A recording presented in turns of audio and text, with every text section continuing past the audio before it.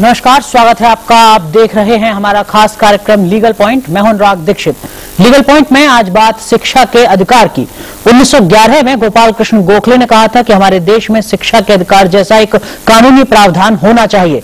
लगभग 100 साल बाद शिक्षा का अधिकार वजूद में आया। बीते साल 1 अप्रैल 2010 को कई अहम प्रावधान इस कानून के जरिए सामने आते हैं, लेकिन अब जब इस कानून को वजूद में आए 1 साल से ज्यादा हो गया है, जमीनी स्तर पर किस तरीके का असर दिख रहा है इस कानून का, और अगर आपके बच्चे किसी तरीके की समस्या से दो चार हो रहे हैं तो आप किस तरीके के कदम उठा सकते हैं, ये कानून आपको किस तरीके के अधिकार देता है, इससे जुड़े तमाम पहलुओं पर आज चर्चा करेंगे लीगल पॉइंट में। सरकार की तरफ से यह दावा किया जा रहा है कि यह कानून तकरीबन 80 लाख से ज्यादा बच्चों को लाभान्वित करेगा। साथ ही साथ शिक्षा की गुणवत्ता को लेकर भी तमाम तरीके की बातें की जा रही हैं, लेकिन क्या वास्तव में ऐसा हो रहा है? क्या राज्य सरकारें वास्तव में गंभीर दिख रही हैं? क्या निजी स्कूल वास्तव में गंभीर दिख रहे हैं? और अगर नहीं तो आपके पास क्या कुछ प्रावधान हैं इनसे दो चार होने के लिए, इनसे निपटने के लिए? इसी से जुड़े तमाम पहलुओं पर आज चर्चा लीगल पॉइंट में। और अगर आप भी इस मुद्दे पर पैनलिस्ट से कुछ सवाल पूछना चाहते हैं, अपनी बात इस मंच के जरिए रखना चाहते हैं, तो आप हमें फोन कर सकते हैं। हमारे टेलीफोन नंबर आप नीचे स्क्रीन पर देख सकते हैं। हमारा एक टोल फ्री नंबर है 1800-115314। इस नंबर पर दर्शक देश भर से हमें फोन कर अपने राय, सुझाव या फिर पैनलिस्ट से अपने सवाल भी इस कार्यक्रम के दरमियान पूछ सकेंगे। और इस महत्वपूर्ण विषय पर चर्चा करने के लिए हमारे साथ स्टूडियो में मौजूद हैं दो बहुत ही खास मेहमान। मेरे साथ हैं किरण भट्टी जी, आप आयुक्त हैं आरटीई प्रभाग की एनसीपीसीआर में। बहुत बहुत स्वागत है आपका कार्यक्रम में। और हमारे साथ जुड़ रहे हैं जाने माने अधिवक्ता अशोक अग्रवाल, जो लगातार शिक्षा के अधिकार से जुड़ी कानूनी बातों को उठाते रहे। आप दोनों का बहुत बहुत स्वागत है। किरण भट्टी जी, आपसे समझना चाहूंगा, 1 अप्रैल 2010 को हमने एक कानून देखा वजूद में आते हुए, अब तक का जो इसका सफर है किस तरीके का आपको लगता है? देखिए, ये कानून जो है बहुत पेचीदा है एक तरह से। इसमें जो कुछ चीजें करने की कोशिश की गई है उसमें पूरी जो है शिक्षा व्यवस्था में एक तरह का बदलाव लाने की कोशिश है। तो ये ऊपर से नीचे से लेकर नीचे तक जो है पूरा जो स्ट्रक्चर है कानून ये शिक्षा को देने का, उसमें बहुत गंभीर तरह से चेंजेस लाना चाहता है ये कानून। तो इसलिए अभी तक जो है जो ऊपर के स्तर पे, सरकारी स्तर पे किस तरह से टीचर को चुना जाएगा, उनका क्या स्तर रहेगा, उनकी क्या गुणवत्ता रहेगी, क्योंकि ये सब चीजें जो है कई सालों से नीचे उतरती आ रही हैं। तो किस तरह से ट्रेनिंग होगी या किस तरह से स्कूल होना चाहिए, इन सब चीजों के लिए जो ऊपरी स्तर पर, सरकारी स्तर पर, प्रशासन के स्तर पर जो बदलाव लाने थे, वो सब अभी का समय ज्यादातर उसमें गया है, जिसकी वजह से जमीनी स्तर पर जो है इतना हमें अभी तक बदलाव नहीं दिख रहा है। लोगों को भी इसके बारे में जानकारी अभी कम है, लेकिन आने के दिनों में आई थिंक ये बढ़ेगा। कैंपेन्स भी चल रहे हैं, लोगों की अवेयरनेस बढ़ रही है, तो उनकी मांगे भी बढ़ेंगी, तो हम शायद फर्क देखेंगे। जमीनी स्तर पर अभी बहुत ज्यादा सकारात्मक बदलाव नजर नहीं आ रहा है। किरण जी को आपकी राय इस कानून के वजूद में आने? ये बात ठीक है कि जमीनी स्तर के ऊपर जो है कोई खास बदलाव नजर नहीं आ रहा, और ये भी हमें समझना चाहिए कि जो राइट टू एजुकेशन है, शिक्षा का अधिकार है, ये ऐसा नहीं है कि इस कानून के आने के बाद ही बना है।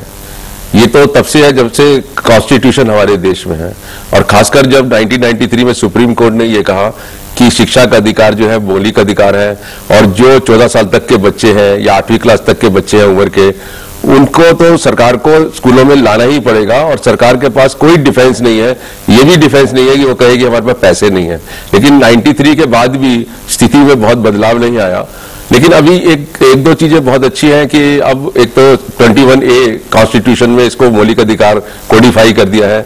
दूसरा ये कि इस कानून से ये कि एक डायरेक्शन, एक सीरियसनेस जो है वो एक्सपेक्ट कर रही है सारी जनता देश की सरकार से, कि वो अब जो है कम से कम जागेगी और इस बारे में काम करेगी। एक जवाबदेही और गंभीरता कम से कम उसकी उम्मीद की जाती है। पटना से एक दर्शक हैं गौतम जी। गौतम जी, पूछे अपना सवाल। जी बिल्कुल। So my question that is, as a theoretical, the Indian government will adopt a right to education act. But when we talk about the practical basis, practicality of this act, then we saw in Patna, the private school haven't able to take the poor, those kind of children who belong from poor and minority condition. They saying that these poor classes, these poor people don't able to empathize with the English speaking and elite class students. So why this kind of discrimination is happening? I think this is very bad for our nation. जी, आप समझ पाएंगे? पूरी तरह से नहीं। आप अपना सवाल दोहराएंगे गौतम दोबारा? आपकी आवाज हम तक बेहतर तरीके से नहीं आ पा रही है। जी हेलो जी Indian government will adopt a right to education act, but due to this strict laws, the private school in Patna, they haven't been able to take all of them who come from poor background. So why this kind of stuff is happening? जी Yes, it is true that private schools have not, shown compliance. Actually, I would say even government schools have not complied with the act in the way that they are meant to. And but this is in a sense early days, as I said, in terms of the implementation of the act. And the more that people come up with these complaints, with complaints either to state commissions, national commission, or even actually to the education department, the more, as Ashokji was saying, we have to sort of demand our rights and make sure, put that pressure on the system to deliver. Only then that we will see that kind of action taking place. You must also be aware that the private schools have actually approached the Supreme Court in a PIL challenging the constitutionality of the regulation that private schools have been given under this act. So this matter is, there is no doubt that where the private schools are concerned, the implementation is going a bit slowly, but it can only be challenged, or it can only be improved if people and citizens like yourselves do actually question this, bring it up as a complaint and try to seek some redressal. वास्तव में सरकार के स्तर पर भी क्या जागरूकता बढ़ाने के लिए किसी तरीके का कार्यक्रम हो रहा है जिसके चलते लोगों को जानकारी मिले कि ये कानून उनको ये अधिकार देता है? सरकार की तरफ से बहुत कम इस तरह का काम हुआ है, मतलब हुआ है टीचर्स को भी लेकर, जैसे कई राज्यों में सुना जा रहा है, लेकिन 1 दिन की 2 दिन की ट्रेनिंग जो कि काफी नहीं है। मेरे हिसाब से बहुत ज्यादा और काम जागरूकता का होना है, लोगों का भी और जो प्रशासन में लोग हैं उनका भी, क्योंकि उनकी भी समझ, जैसे हम लोगों के पास जब शिकायत आती है और हम लोग प्रशासन के लोगों को बुलाते हैं उसके बारे में, तो हमने यही पाया है कि उनकी खुद की समझ बहुत कम है अभी कानून के बारे में। तो इसमें अभी और बहुत काम, जिन लोगों को कदम उठाना है शिकायत के खिलाफ, उनको खुद को ही जानकारी नहीं है इस कानून के बारे में। अशोक जी, एक और दर्शक हमारे साथ जुड़ रहे हैं गाजियाबाद से, कमल जी। कमल जी, पूछें अपना सवाल। सर, मैं एक्चुअली हैदराबाद से बोल रहा हूँ, मेरा नाम कमल है। बोलें। सर, ये प्रश्न मेरा ये था एलीट पैनल से कि ये जो लॉ तो अभी इम्प्लीमेंट होने के लिए है, लेकिन इसका जो इंफ्रास्ट्रक्चर है जो वो इतनी उपलब्ध में है जो लॉ के मुताबिक जो बोला जा रहा है, is it to the standard that is required? This was my question to the elite panel. चलिए, बहुत बहुत शुक्रिया अपनी बात रखने के लिए। क्या वास्तव में हमारे पास ऐसा बुनियादी ढांचा मौजूद है कि हम इस कानून को अमल में ला सकते हैं? अब देखिए, टीचर्स जो सबसे इम्पोर्टेंट कंपोनेंट है एजुकेशन का, वही लाखों की तादाद में शॉर्ट है, और जो ऑलरेडी प्लेस्ड है उनको भी सरकार जो है काम नहीं ले पा रही है फॉर वन रीजन और अदर। तो बच्चों की एजुकेशन जो बाहर है उनके लिए भी और जो अंदर है सबकी सफर कर रही है। तो इंफ्रास्ट्रक्चर बहुत जरूरी है। फिर सबसे जो ज्यादा जरूरी है गवर्नमेंट स्कूल्स के अंदर पर्टिकुलरली, क्योंकि उसी पे बहुत रिलाई करते हैं। जो स्कूल के अंदर बच्चे जा रहे हैं वो, और जो लाखों करोड़ों बच्चे स्कूल से बाहर खड़े हैं, चाइल्ड लेबर खड़ी है, 2 करोड़ डिसेबल्ड बच्चे खड़े हैं बाहर, तो वो कैसे आएंगे जब तक आपके पास एक अच्छा इंफ्रास्ट्रक्चर नहीं होगा, नंबर 1। दूसरा, जो मैनेजमेंट है ना सरकार के अंदर, वो बहुत जरूरी है। यहाँ लैक ऑफ मैनेजमेंट है, जिसकी वजह से नीचे के लोग काम नहीं करें तो कोई अकाउंटेबिलिटी किसी की नहीं है। लेकिन सरकार की तरफ से कहा जा रहा है कि इस कानून को अमली जामा पहनाने के लिए काफी ज्यादा जो बजटीय प्रावधान है वो किए जा रहे हैं। सिर्फ इस साल के बजट में 21,000 करोड़ रुपए के आसपास का प्रावधान है, अगले 5 सालों में 2,30,000 करोड़ के आसपास का प्रावधान है। उसका क्या कुछ असर की उम्मीद की जाए, वो भी समझने की कोशिश करेंगे। एक दर्शक और हमारे साथ जुड़ रहे हैं, ऋतु जी। ऋतु जी, पूछें अपना सवाल। सर, मैं ये पूछना चाहती हूँ कि हमारे यहाँ राइट टू एजुकेशन लगा दिया है, 14 साल तक के बच्चे एजुकेशन फ्री पा रहे हैं, ये बहुत अच्छी बात है, परंतु क्या वो बच्चा लायक है? 14 साल जब वो पास कर जाता है, वो क्या अपना नाम पहाड़ी कैसे नहीं आता? उसको पता है कि मैं पास हो जाऊंगा, 6वीं से लेके 1ली से लेके 8वीं तक मैं पास हो जाऊंगा, मुझे कोई जरूरत नहीं है पढ़ने की, क्योंकि मुझे तो पास होना ही है, क्योंकि मैं राइट टू एजुकेशन के अंतर्गत पढ़ रहा हूँ या पढ़ रही हूँ।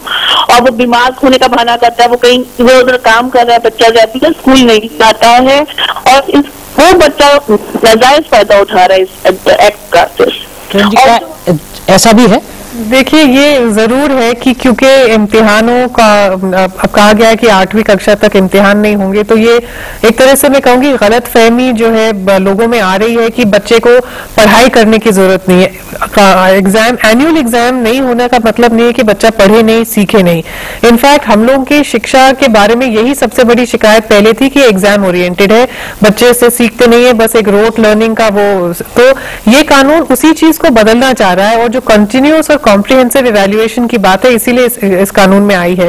ये जरूर है कि कंटिन्यूस और कॉम्प्रिहेंसिव इवैल्यूएशन किस तरह से होगा, इसके बारे में अभी थोड़ी सी और सोच बढ़ानी है, इसमें टीचर्स को ट्रेनिंग भी देनी है। लेकिन ये एक सही कदम है, सही दिशा में ये कदम लिया गया है, क्योंकि जो हमारा पहला जो स्ट्रक्चर था और जिस तरह से लोग सिर्फ एग्जाम में रट रट के पास हो रहे थे, वो सब हम सबको मालूम है ठीक नहीं था, उसमें बदलाव लाना जरूरी है। तो ये एक तरह का ट्रांजिशन पीरियड है जहां, लेकिन ये हमें समझना है कि इस राइट टू एजुकेशन का मतलब नहीं है कि आप मतलब स्कूल में आप स्कूल में आए लेकिन आप पास हो जाएंगे, ये इसका मतलब नहीं, लेकिन जो गुणवत्ता है उस पर सवाल जरूर उठता है। एक बात और देखने की जरूरत है कि जैसे आप कह रहे हैं व्यूअर हमारा कि उनको पढ़ना भी नहीं आता, लिखना भी नहीं आता, तो ये तो पहले से ही है, कानून तो अभी आया है, तो ये जो समस्या है ना, ये तो पहले से एग्जिस्ट कर रही है। और इस कानून में आने से कि भाई फेल नहीं करेंगे, उससे कोई नई समस्या भी नहीं पैदा हुई है। सबसे जो इंपॉर्टेंट चीज है वो ये है कि जो लोग टीचर्स पढ़ाते हैं, जो मैनेजमेंट है स्कूल में, और खासकर गवर्नमेंट स्कूल्स की जो प्रॉब्लम है, उसके अंदर उनको पढ़ाई की तरफ ध्यान देने की जरूरत है। अगर पहले देते तो पहले भी पढ़ लेते, और अभी भी इस कानून आने के बाद की फेल नहीं करेंगे, अगर वो ध्यान देंगे तो वो उससे भी बढ़िया पढ़ सकते हैं, ऐसी कोई बात नहीं है मतलब। लेकिन बहुत से लोग यही इसी सवाल को भी उठा रहे हैं कि जो आप शिक्षा का अधिकार को कानून के तौर पर सामने ला रहे हैं, इससे भले ही जो नामांकन दर है वो जरूर बढ़ जाए, लेकिन जो शिक्षा की गुणवत्ता है उस पर कोई बहुत ज्यादा सकारात्मक असर होता नहीं दिखेगा। कुछ रिपोर्ट भी इस तरीके की आ रही है जो इस बात की ओर संकेत देती है। एक और दर्शक है हमारे साथ, सिद्धार्थ, आप जयपुर से हैं। जी सिद्धार्थ, पूछें अपना सवाल। हेलो जी सिद्धार्थ, आप पूछें अपना सवाल। सर, मुझे ये पूछना है कि ये आजकल 9th क्लास तक के बच्चों को ये फेल करने का नियम क्या लग गया कि बच्चे पढ़ना छोड़ दिया आजकल? आप अपना सवाल दोहराएंगे सिद्धार्थ? आजकल बच्चे के दिमाग में ये डर खत्म हो गया है कि वो जानते हैं कि फेल तो होंगे नहीं, हम इसलिए पढ़ते नहीं आजकल बच्चे। चलिए, बहुत बहुत शुक्रिया। इसी तरीके का सवाल है जो अब लोगों को शिक्षा के बारे में नई तरह से सोचना पड़ेगा कि हम स्कूल ना तो डर के पढ़ना चाहने की परंपरा हम उसको आगे ले जा सकते हैं। शिक्षा क्या है, स्कूल क्या है, वहां पर बच्चे खेल कूद के मजा लेके पढ़े, जहाँ एग्जाम का डर नहीं हो, उस तरह से पढ़ें तो वो सीख भी उनकी ज्यादा दिन तक रहेगी। तो हमें इसके बारे में नई तरह से सोचना पड़ेगा। टीचर्स को भी, जैसे अशोक जी ने कहा, दूसरी तरह से एक लगन के साथ बच्चों को पढ़ाना पड़ेगा, सिर्फ एग्जाम के डर से नहीं पढ़ाना पड़ेगा। लेकिन अशोक जी, एक चीज और मैं जानना चाहूंगा आपसे, इस कानून में यह भी प्रावधान है कि 30 बच्चों के ऊपर एक अध्यापक होना चाहिए। अगर जिस राज्य में ये कानून इस वक्त नोटिफाई किया जा चुका है उसके किसी स्कूल में ऐसी स्थिति नहीं है, तो अभिभावक या जो छात्र या छात्रा है उसके पास क्या विकल्प बचता है? वो अपनी शिकायत कहां कर सकता है? देखिए, वो तो कुछ तो मशीनरी हमारे राइट टू एजुकेशन एक्ट में दे रखी है कि स्टेट लेवल पे जो है SCCR जो है या नेशनल कमीशन है जहां से भतीजी है वहां पे कर सकते हैं। लेकिन देखने को ये मिलता है कि ये बहुत इफेक्टिव वर्किंग नहीं है। अभी एक कर्नाटक हाई कोर्ट ने कहा है कि टीथलेस टाइगर है ये NCPCR, चाइल्ड राइट बॉडी जो है, लेकिन फिर भी बहुत फंक्शन कर रही है, बहुत काम करते हैं, कंप्लेंट करना चाहिए।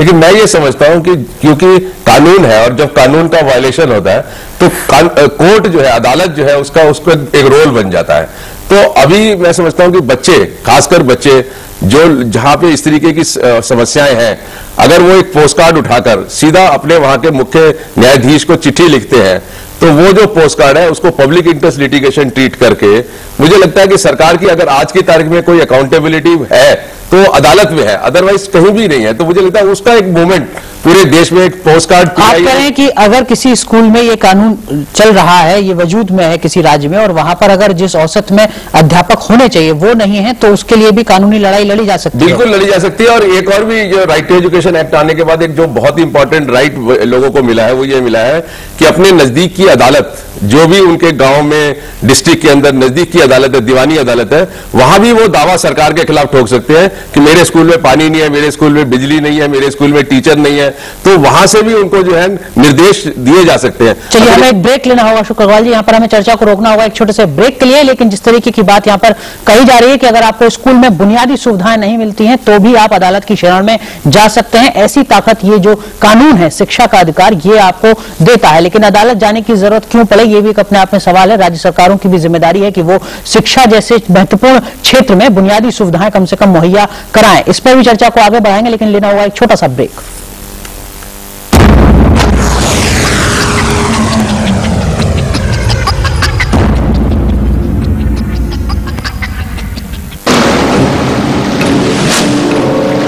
मौसम तो तो नहीं आएगा, रेडियो पे सुनता हूँ। तूफान की आशंका है, मछुआरों को सावधान किया जाता है कि वो समुद्र की ओर ना जाए। कमला तूफान आ रहा है, सर्टिफिकेट कहाँ है? हाँ यही है। और बाकी जरूरी सामान? वो भी है। ठीक है, बस्ती वालों को खबर करते हैं, शायद सबको अभी रात कैंप के लिए निकलना पड़े। चलो थोड़ी जल्दी।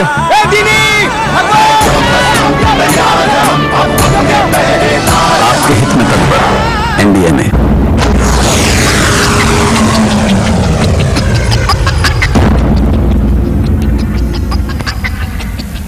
ब्रेक के बाद आपका एक बार फिर स्वागत है। आप देख रहे हैं लीगल पॉइंट, जिसमें आज हम बात कर रहे हैं शिक्षा के अधिकार की। ब्रेक पर जाने से पहले जिस तरीके की बात हो रही थी वो ये बताती है, वो ये आपको अधिकार देती है कि अगर आपके बच्चे जिस स्कूल में पढ़ते हैं उन स्कूलों में अगर आपको बच्चों को बुनियादी सुविधाएं नहीं मिलती हैं तो आप अदालत की शरण में जा सकते हैं। इस तरीके की ताकत ये कानून आपको देता है। लेकिन जमीनी हकीकत वास्तव में है कैसी, ये भी समझने की कोशिश कर रहे हैं हम इस चर्चा के दौरान। और हम अपने दर्शकों से एक बार फिर कहना चाहेंगे कि अगर वो भी इस कार्यक्रम में अपनी कोई बात रखना चाहें तो वो हमें फोन कर सकते हैं। हमारा टोल फ्री नंबर है 1800-115314। एक दर्शक हमारे साथ जुड़ रहे हैं कपिल दिल्ली से। जी कपिल जी, पूछें अपना सवाल। हाँ सर, मुझे ये कहना था कि शिक्षा का अधिकार ये तब तक पूर्ण रूप से नहीं लागू होगा जब तक कि छात्र और शिक्षक का अनुपात सरकार मेंटेन नहीं करेगा। क्योंकि बहुत सारे स्टेट ऐसे हैं जहाँ देखते हैं कि एक एक शिक्षक पर 50-100 बच्चे हैं। अब बताइए वो कैसे उसको जो है ढंग से सर्वांगीण विकास कर सकता है। चलिए, बहुत बहुत शुक्रिया अपनी बात रखने के लिए। जो कुछ आंकड़े हमारे पास भी हैं वो ये बताते हैं कि तकरीबन देश में 75,000 ऐसे स्कूल हैं जहां सिर्फ एक टीचर है और 6,000 के ज्यादा स्कूल ऐसे हैं जहां एक भी टीचर नहीं है। ये भी अपने आप में एक बड़ी चिंता की बात है। बिल्कुल चिंता की बात है। इसीलिए कानून में कहा गया है कि 30 बच्चों पे एक टीचर ही होना चाहिए। उसके अगर वो नहीं हो तो गुणवत्ता पे असर डेफिनेटली पड़ेगा। लेकिन इस पूरी चीज को बदलने में आप खुद ही समझ सकते हैं कि काफी समय लगेगा, क्योंकि टीचर कहाँ से आएंगे? ट्रेन टीचर भी होने चाहिए, क्योंकि कानून ये भी कहता है कि बिना ट्रेनिंग या बिना रिक्विजिट एजुकेशन के टीचर लगाना भी सही नहीं है, क्योंकि वो किस तरह से फिर पढ़ाएंगे, फिर क्वालिटी पे असर पड़ेगा। इसलिए इस पूरी चीज को बदलाने लेकिन अध्यापकों की नियुक्ति राज्य सरकारों के द्वारा की जाएंगी। क्या आपको लगता है कि अध्यापकों की नियुक्ति के मसले पर राज्य सरकारें गंभीर हैं? प्रशिक्षित अध्यापकों मेरे ख्याल में राज्य सरकारों के लिए ये सबसे बड़ा एक विषय है कि वो लोग इस अनुपात में किस तरह से टीचर्स को लाएंगे। तो उनका पूरी सोच जो है इसी पे लगी हुई है। लेकिन इसमें समय तो लगेगा। कानून ने भी समय दिया है, काम हो रहा है, राज्यों के स्तर पर काम हो रहा है, लगता है बिल्कुल हो रहा है। लेकिन समय धीरे भी हो रहा है, समय भी लगेगा। कानून ने भी समय दिया है, 5 साल का समय दिया है ये अनुपात को सही करने के लिए। अशोक अग्रवाल, ये एक चीज इससे एक बात और है, इसमें एक और भी प्रॉब्लम है। कई जगह आप अगर टोटल टीचर को मल्टीप्लाई करेंगे बच्चे से तो कई जगह औसत नजर आएगी वैसी। उसका कारण क्या है कि जैसे मेट्रोज है, सिटीज है, तो वो सारे टीचर जो है ना कंसंट्रेटेड है। जो रूरल एरियाज है वहां पे है ही नहीं टीचर, तो वो ये भी प्रॉब्लम है। तो स्टेट को जो है उसको प्रॉपर ट्रांसफर पॉलिसी और पोस्टिंग पॉलिसी करनी चाहिए, जिससे कि सब जगह टीचर। एक चीज और आपसे समझना चाहूंगा, वो है निजी स्कूलों से जुड़ी हुई और उसको लेकर अक्सर चर्चा होती भी रही है। वो ये कि जो तमाम निजी स्कूल हैं उनको भी 25% जो अपने यहाँ पर सीट हैं प्रवेश की, उनको आरक्षित करना होगा। आर्थिक रूप से जो पिछड़े लोग हैं उनके बच्चों के लिए इस मामले में किस तरीके का रुख अब तक दिखता है निजी स्कूलों का? नहीं, देखिए बहुत ही ना के बराबर है और पूरी टोटल उनका जो है ना रिलेक्टेंस है। लेकिन क्वेश्चन ये है कि सरकार, कानून है, कानून के अंदर उनको करना है, सरकार की जिम्मेदारी है, पब्लिक डिमांड कर रही है। तो मुझे लगता है कि इस प्रोसेस को मतलब इंप्लीमेंट होना चाहिए। अब ये जो हमें एक चीज ये समझनी चाहिए कि ये 1 अप्रैल 2010 को ये कानून आ गया, उसी साल से ये प्रोविजन हो गया। और ये प्रोविजन, इसका जो इंप्लीमेंटेशन है वो डिपेंड नहीं करता कि रूल्स बनेंगे नहीं बनेंगे, तो ये वही समझ आना चाहिए। लेकिन अभी भी पूरे देश के अंदर लगभग मुझे नहीं लगता कि प्राइवेट स्कूल्स जो है वो दे रहे हैं। और इसमें ये बहुत इंपॉर्टेंट है, 25% जो एंट्री पॉइंट पर होगा। और इसके अंदर 2 तरीके के जो बच्चे हैं, एक तो डिसएडवांटेज ग्रुप के अंदर scheduled caste, scheduled tribe, OBC और कई राज्यों ने जो है डिसेबल्ड बच्चों को भी डाला है। तो उनको सिर्फ जो है शेड्यूल्ड कास्ट और शेड्यूल्ड ट्राइब ये सर्टिफिकेट चाहिए होंगे और कुछ नहीं चाहिए। और इसका कोई इनकम से भी लिंकेज नहीं है। अगर कोई शेड्यूल्ड कास्ट की इनकम 4 लाख या 5 लाख भी है, उसके बच्चे भी एंटाइटल हैं। दूसरा, इसके अंदर इकोनॉमिकली वीकर सेक्शन है, जिसके अंदर राज्य जो है वो डिसाइड करता है कि पेरेंट्स की कितनी इनकम होगी। उसके नीचे के जो इनकम वाले पेरेंट्स हैं उनके सारे बच्चे उसमें एंटाइटल्ड हैं। तो इसमें मुझे लगता है कि राजस्थान ने 2.5 लाख रखा है, दिल्ली ने 1 लाख रखा है, कईयों ने बीपीएल रखा है। लेकिन अगर कोई अभिभावक जो इस दायरे में आता है जो आप बता रहे हैं, वो किसी निजी स्कूल के पास जाता है और निजी स्कूल चूंकि उसको प्रवेश नहीं देना चाहता और वो ये कहता है कि हमारे यहाँ पर जो तमाम सीटें हैं वो भरी जा चुकी हैं, ऐसी स्थिति में क्या वास्तव में सीटें भरी गई हैं या नहीं भरी गई हैं, इस जानकारी के लिए भी क्या कुछ कदम अभिभावक के पास होते हैं? क्या राइट टू इन्फॉर्मेशन भी एक बहुत, वो निजी स्कूलों पर भी लागू होता है। निजी स्टेट गवर्नमेंट को आप लिखेंगे और वो स्टेट गवर्नमेंट निजी स्कूलों से मालूम करेगा। अभी हमने राइट टू इन्फॉर्मेशन में ये देखा कि बहुत सारे निजी स्कूल दिल्ली के अंदर उन्होंने एंट्री पॉइंट पर सीटों का नंबर ही कम कर दिया जिससे कि कम भर्ती ईडब्ल्यूएस की जाए। तो ये डिवाइस है राइट टू एजुकेशन एक्ट को डिफीट करने का। तो उसमें जो वो है सरकार जो है उसकी जिम्मेदारी है।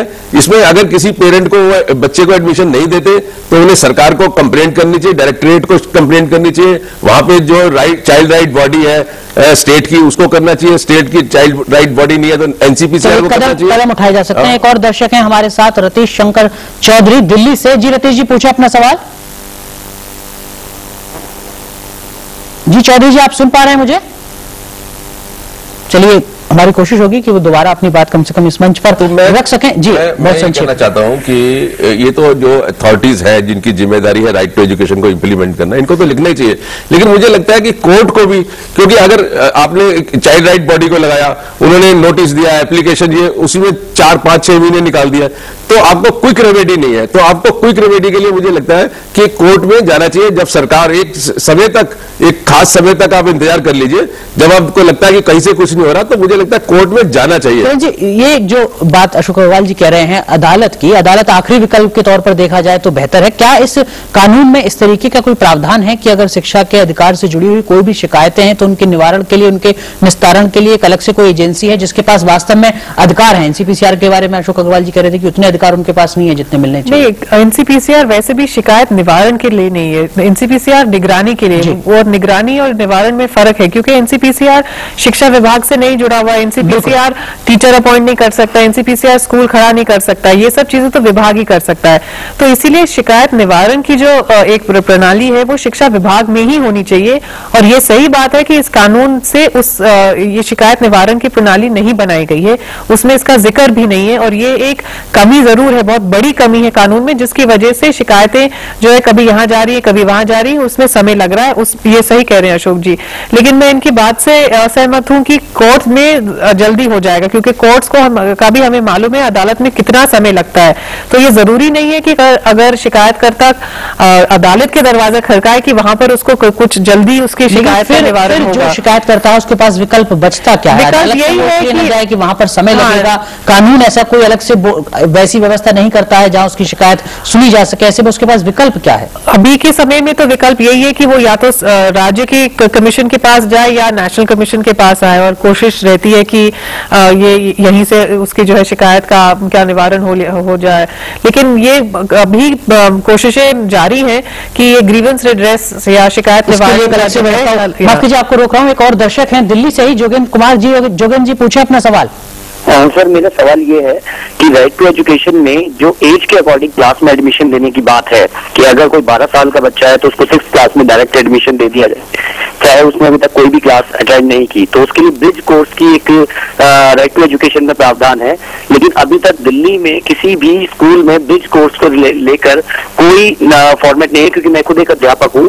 तो दिल्ली में ना तो दिल्ली सरकार की तरफ से इसके लिए कोई गाइडलाइंस है, ना ही SCERT की तरफ से और ना ही NCERT की तरफ से। तो एक टीचर बिना ब्रिज कोर्स के एक स्टूडेंट को जो 13 साल का है सीधा 7th क्लास में उसको 60 बच्चों की क्लास में कैसे पढ़ाए? नहीं पढ़ा सकता। बिल्कुल सही कह रहे हैं आप। और ये कमी है इस कानून के इम्प्लीमेंटेशन में, ये कमी है कि जो स्पेशल ट्रेनिंग है जिसे आप ब्रिज कोर्स कह रहे हैं, उसकी बात कानून में तो है लेकिन इसके बारे में अभी शिक्षा विभाग ने कदम नहीं उठाए हैं। तो ये समस्याएं तो आ रही हैं इस इम्प्लीमेंटेशन। राज्य सरकारों की गंभीरता की भी अगर बात करें तो अब तक इस तरीके की भी खबरें आती रही थी कि इस कानून को वजूद में आए भले ही 1 साल से ज्यादा हो गया हो, लेकिन कई राज्य हैं जिन्होंने अपने यहाँ नोटिफाई ही नहीं किया है। दिल्ली के बारे में भी, जो देश की राजधानी है, उसके बारे में भी यही कहा जा रहा था। किस तरीके से आप देख रहे हैं राज्यों की गंभीरता को लेकर, और जो बात अभी जोगेंद्र कुमार जी ने भी उठाई? अब देखिए ना, दिल्ली, अगर दिल्ली के एग्जाम्पल को ही ले लें हम, जबकि दिल्ली कैपिटल है कंट्री का और सारे लोग इधर की तरफ देखते हैं, तो यहाँ पे अभी तक रूल नहीं बने। और 4 महीने पहले जब हाईकोर्ट में मूव किया हमने पिटीशन, तो सरकारी वकील ने आकर ये कहा कि साहब कैबिनेट ने क्लियर कर दिया है और नोटिफाई हो जाएगा। उसके 2 महीने बाद भी नहीं हुआ। फिर हम जब गए हैं तो अब उन्होंने, जब कोर्ट ने उनकी पुल किया, उनको खींचा है, तो अब वो रात ही रात में जो है वो कैबिनेट ने भी क्लियर कर दिया और लेफ्टिनेंट गवर्नर साहब के पास भी चला गया। अब हाईकोर्ट ने निर्देश दिया कि 3 हफ्ते में, तो हम उम्मीद कर रहे हैं कि 2 हफ्ते में आ जाएंगे। तो इसीलिए मैं कह रहा हूं कि अदालत का एक ड्यूटी भी, हमें ये समझनी चाहिए कि कानून को इंप्लीमेंट करने की अदालत की भी एक जिम्मेदारी है और उस जिम्मेदारी का हमें फायदा उठाना चाहिए। Right to education PIL postcard एक बहुत ही इफेक्टिव इंस्ट्रूमेंट हो सकता है कि कोई भी पेरेंट या कोई भी बच्चा एक पोस्ट कार्ड उठाए और अपने वहां पे चीफ जस्टिस जो हाईकोर्ट का है उसको एक पोस्ट कार्ड लिखे। मैं समझता हूं कि अगर देश में लोग लिखेंगे तो मैं समझता हूं कि ये जो कानून जो 60-62 साल से भी लागू नहीं हुआ, काफी जल्दी और स्पीड से लागू होगा। चलिए, एक चीज आपसे समझना चाहूंगा, संबंधित मंत्रालय की तरफ से ये भी कहा जा रहा था कि ये जो पूरा कानून है, ये जो पूरा अधिकार है, इसको सही तरीके से पटरी पर आने में कुछ वक्त लगेगा। 3 साल की बात कही जा रही थी, अभी तकरीबन 1.5 साल हुए हैं। जिस तरीके की रफ्तार अब तक की रही है, क्या आपको लगता है वास्तव में जब 3 साल पूरे होंगे या वो जो समय सीमा है वो पूरी होगी, तब तक स्थिति सुधर चुकी होगी? उम्मीद तो यही है, इसीलिए ये कैंपेन भी, नेशनल कैंपेन एक शुरू किया है, क्योंकि अभी तक जैसे मैंने आपको कहा कि जो कुछ कई चीजें कागजों पे भी बदलने की जरूरत थी, उस पे काफी तवज्जो रहा है मंत्रालय का, लेकिन अब जो है जमीनी हकीकत में जो बदलाव लाना है उसके ऊपर ध्यान ज्यादा जा रहा है। तो उम्मीद रहेगी, हम लोग की तरफ से प्रेशर भी रहेगा और अशोक जी जैसे लोगों की तरफ से, और अगर जनता की तरफ से भी ये प्रेशर रहेगा तो उम्मीद यही है कि देखिए, हमें ये बिल्कुल नहीं भूलना चाहिए कि हमारे देश में जो सरकारें हैं ना, वो कागजों के मामले में मास्टर है। पूरे कागज में सब कुछ ऐसा लिखा होगा, अगर आप पढ़ लेंगे तो लगेगा ये हो गया। तो यहां पे आपको जो है ना अपना राइट असर्ट करना पड़ेगा, आम आदमी को राइट असर्ट करना पड़ेगा, सरकारों के ऊपर दबाव डालना पड़ेगा और उसके लिए जो भी काम करने जरूरी है, चाहे उनका डिमॉन्स्ट्रेशन करो, चाहे चिट्ठी लिखो, डिफरेंट कमीशंस को लिखो, हाई कोर्ट को लिखो, अगर जरूरत पड़े तो हाई कोर्ट के आगे भी डिमॉन्स्ट्रेशन करो। तो मुझे लगता है पब्लिक को जब तक आउटक्राई नहीं होगी तब तक ये सरकार जो है ना वो ये कानून लागू करने वाली नहीं है। चलिए, 2 चीजें और हैं, वो और मैं आपसे समझना चाहूंगा। पहला ये कि जो निजी स्कूल हैं उनकी तरफ से जो फीस ली जाती है, क्या उसको लेकर भी कुछ पाबंदी है, कोई सीमा है जो ये कानून तय करता है? देखिए, इस कानून के अंदर 2 बहुत फंडामेंटल चीजें हैं उससे रिलेटेड। एक तो कैपिटेशन फी की डेफिनेशन ये देता है कि जो फीस आप नोटिफाई कर देंगे उसके अलावा अगर कोई पैसा लेते हैं तो वो कैपिटेशन, और उसके ऊपर वो ऑफेंस है, उसमें सजा हो सकती है।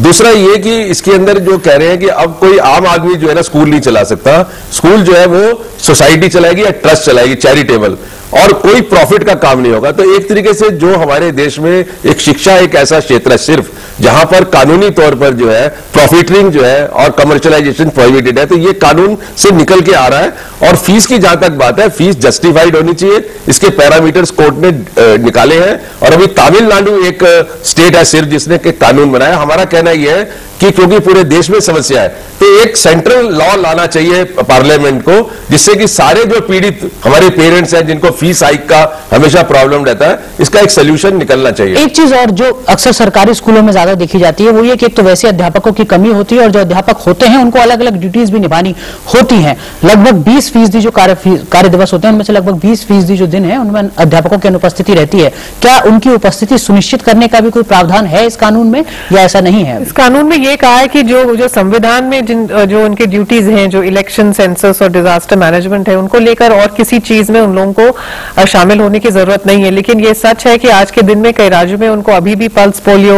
या और किसी चीजों में लगाया जा रहा है। लेकिन इसमें तो टीचर्स को खुद जो है शिकायत करनी चाहिए और इसके खिलाफ आवाज उठानी चाहिए, तभी ये जाएगी। चलिए, आप कह रहे हैं कि इस तरीके की कुछ दिक्कतें जरूर हैं, लेकिन ये उम्मीद भी कहीं ना कहीं है कि आने वाले दिनों में जब तक जो समय सीमा मंत्रालय के द्वारा बताई जा रही है तब तक कुछ स्थिति बेहतर हो सकेगी। लेकिन कार्यक्रम को हमें यहीं रोकना होगा, जो समय है वो पूरी तरीके से खत्म हो रहा है। आप दोनों ने कार्यक्रम में समय निकाला, आप दोनों का बहुत बहुत धन्यवाद। और आप सभी दर्शकों को ये कार्यक्रम कैसा लगा, साथ ही साथ आप इस कार्यक्रम में किन मुद्दों को चाहते हैं कि जिन मुद्दों पर कानूनी सलाह आपको दी जाए, इस सिलसिले में आप हमें खत लिख सकते हैं, आप हमें पत्र भेज सकते हैं। हमारा जो पता है वो आप नीचे टेलीविजन स्क्रीन पर इस वक्त देख सकते हैं। साथ ही साथ आप हमें ईमेल भी कर सकते हैं, ईमेल के जरिए भी आप अपने राय, सुझाव या फिर सवाल हमें भेज सकते हैं। और हमारा जो ईमेल एड्रेस है वो भी इस वक्त आप अपने टेलीविजन स्क्रीन पर देख सकते हैं। फिलहाल लीगल पॉइंट में हमें दीजिए इजाजत, अगले हफ्ते फिर हाजिर होंगे एक और ऐसे ही मुद्दे के साथ, जिस पर हमारी कोशिश होगी कि हम आपको बेहतर तरीके की कानूनी सलाह